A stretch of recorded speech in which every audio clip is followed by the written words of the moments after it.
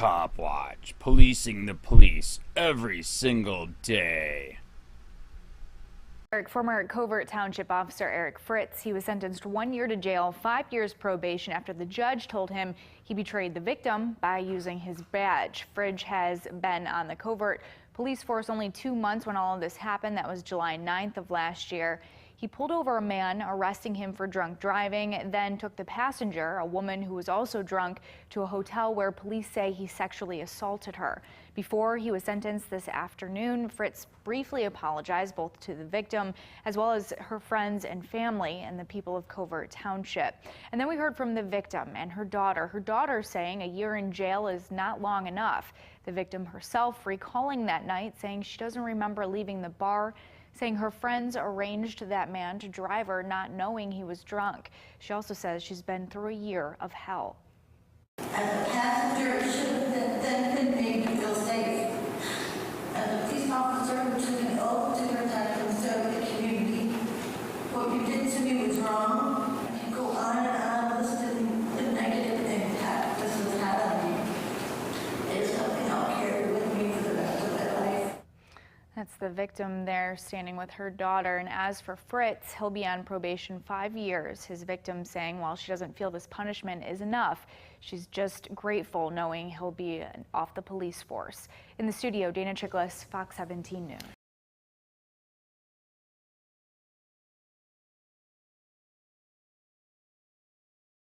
Cop pulls woman over for DUI, kidnaps her, rapes her at motel. Now his victim is suing. After a police officer got off with only a year in jail after allegedly kidnapping and raping a woman, the victim has filed a civil suit as well. By Jack Burns, July 15, 2018. A Michigan woman, who claims she was raped by former Covert Township police officer Eric Fritz, is now suing the former officer as well as the township. Fritz, acting in his duties as a Covert Township police officer, pulled over the car in which Melissa McMillan was a passenger in July of 2016. But instead of taking McMillan to jail, Fritz took her to a motel where he allegedly kidnapped and raped her. The case went to trial in 2017 with McMillan highly dissatisfied with the slap on the wrist the former officer received. Fritz was originally charged with sexual assault and kidnapping. Fritz's lawyers successfully plea bargained, helping to get the officer out of the kidnapping and sexual assault charges. He ultimately pleaded no contest to unlawful imprisonment. Fritz maintained the sex between he and McMillan was consensual. The judge sentenced Fritz to a year in jail with 1 day of time served.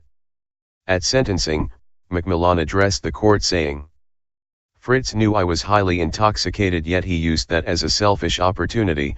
My life has been forever changed. Every aspect of my life has been affected. My children who struggled, my friends, family and loved ones who have watched me through a year of hell." Though the victim said she's grateful Fritz is off the police force, 1 year in jail is not long enough.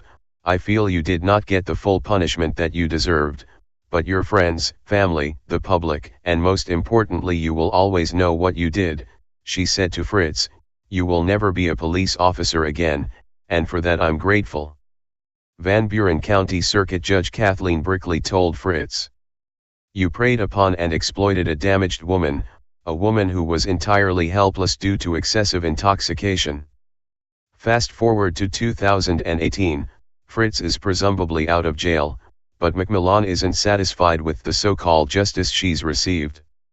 According to Michigan Live, on Friday she and her lawyers filed a civil rights lawsuit naming several defendants. Melissa McMillan filed the lawsuit against former Covert Township officer Eric Fritz, the Van Buren County Sheriff's Department as well as Covert Township and Van Buren County. McMillan claims Fritz committed unwanted sexual advances, harassment, and assault which she and her lawyers claim constitute a violation of the Elliott Larson Civil Rights Act. Covert Township and Van Buren County are accused by McMillan of failing to properly train personnel. But researchers say the phenomena of police officers sexually assaulting the public is more common than the public may realize. In a database compiled by the Buffalo News, 700 allegations of sexual assault by police officers took place over a 10-year period. Those staff reporters gathering the statistics claim the numbers are likely much higher as no federal database actually tracks such cases.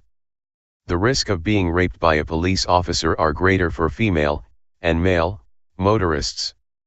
According to the Buffalo News, road cops are most likely to offend. About 72% were patrol deputies, troopers, officers, constables. Others were detectives, officers with rank, or federal agents, federal security workers, or parole or probation officers. About 3% held high-level posts, chiefs, deputy chiefs, and sheriffs, such as the sheriff in Custer County, Oklahoma, who forced female drug defendants into sex with him in exchange for better treatment. Some 28% were suspected of engaging with more than one person. As TFTP has consistently reported, the Buffalo News also states the officers who commit sexual crimes while on duty, more often than not, never see one day behind bars. They write, many of those named faced only departmental charges and were fired or resigned. Some have been indicted and their cases are still playing out. But most officers in the data, 63%, were convicted of a crime after being accused of various acts of abuse, assault, or misconduct. Police use who may want to retaliate against him physically. Hey Charlotte County, this is Charlotte County COPWATCH, and I just wanted you to know that I am using this stuff under fair use. And also remember to like and subscribe this channel. Also too, keep in mind I do not make any money on YouTube. This is 5 hours work a day, you know, fighting for freedom. And you can donate with PayPal and Patreon. I just want you to think about this. If everybody gives to PayPal and Patreon, Patreon is every month. Actually, PayPal you can do every month. I have 12,000 subscribers. If everybody gives, I can quit my regular job and go full-time investigations on Charlotte County and possibly even more and beyond.